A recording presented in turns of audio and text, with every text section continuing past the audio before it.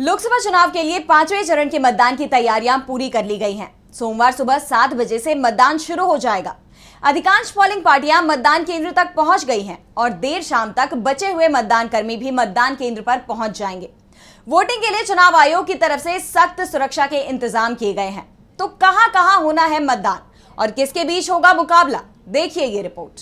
20 मई को सुबह 7 बजे 6 राज्य और 2 केंद्र शासित प्रदेशों की 49 सीटों पर वोटिंग शुरू होगी।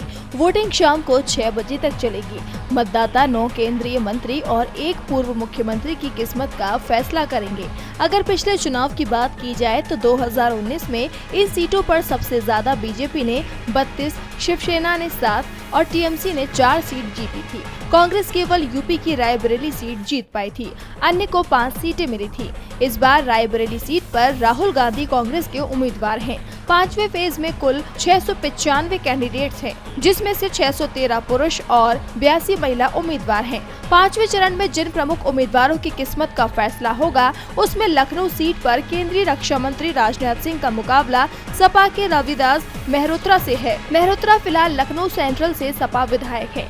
रायबरेली सीट पर कांग्रेस के राहुल गांधी का मुकाबला बीजेपी के दिनेश सिंह से है, तो अमेठी में केंद्रीय मंत्री स्मृति ईरानी के सामने कांग्रेस के केएल शर्मा को मैदान में उतारा गया है। हाजीपुर से चुनाव लड़ रहे एलजेपीआर के चिराग पासवान का मुकाबला आरजेडी के शिवचंद्र राम से है।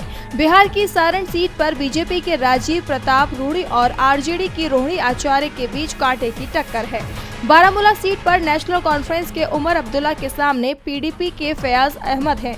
वहीं मुंबई उत्तर में केंद्रीय मंत्री पीयूष गोयल के सामने कांग्रेस के भूषण पाटिल चुनाव मैदान में हैं।